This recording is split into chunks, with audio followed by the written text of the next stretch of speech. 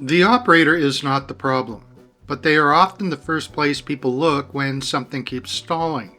A priority slows down, a decision comes back again, a team gets stuck between options, a founder gets frustrated because everything seems to need one more conversation before it can move, and eventually someone looks at the operator and asks, why are they so stretched? Why is so much landing on them? Why can't they get ahead of this? Those questions are understandable, but they're not always the right starting point. The better question is, what does the system keep handing them? Because in a lot of founder-led companies, the operator becomes the place where ambiguity collects. They're the one translating decisions that never fully closed.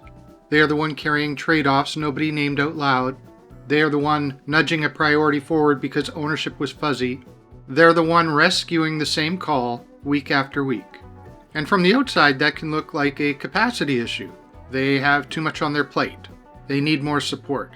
They need to delegate better. They need to be more strategic. And maybe some of that is true.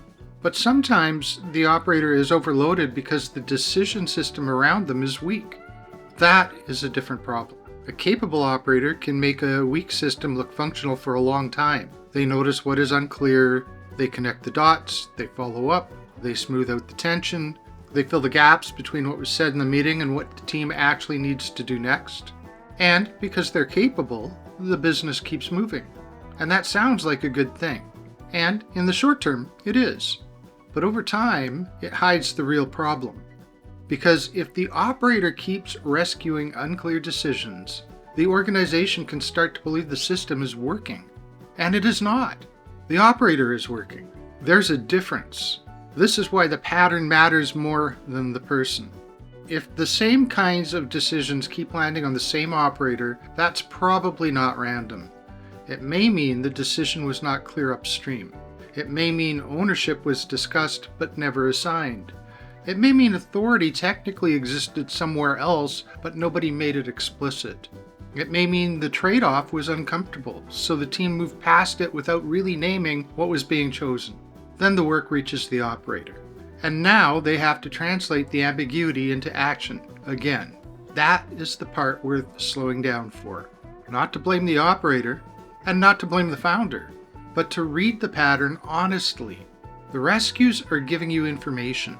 So instead of asking only, why is this person overloaded? Ask a few better questions. Which decisions keep landing on that person? If the same call keeps arriving on the same desk, there's usually a reason. Something upstream is not closing cleanly enough. Second, ask, who could have owned this call earlier? Sometimes the answer is obvious in hindsight. A department lead, a project owner, a founder, a customer-facing leader, a finance lead. Someone probably had enough proximity to own the call, but they didn't have enough clarity to feel authorized.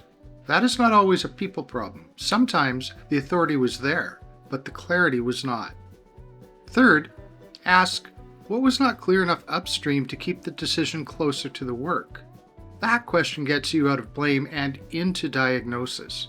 Was the owner unclear? Was the trade-off unclear? Was the priority unclear? Was the decision final or still quietly open? Did people know who could make the call without bringing it back to the operator? Those are the places where hidden drag builds. And this matters because strong operators often become too good at absorbing it. They protect the team from the mess. They protect the founder from the friction. They protect the business from stalled execution. But if nobody studies what they're absorbing, the same ambiguity keeps coming back. Eventually, the operator gets stretched, then tired, then reactive. Then the business starts treating the symptom as the cause. But the pattern was there earlier. It was in the rescues. The operator is not the problem.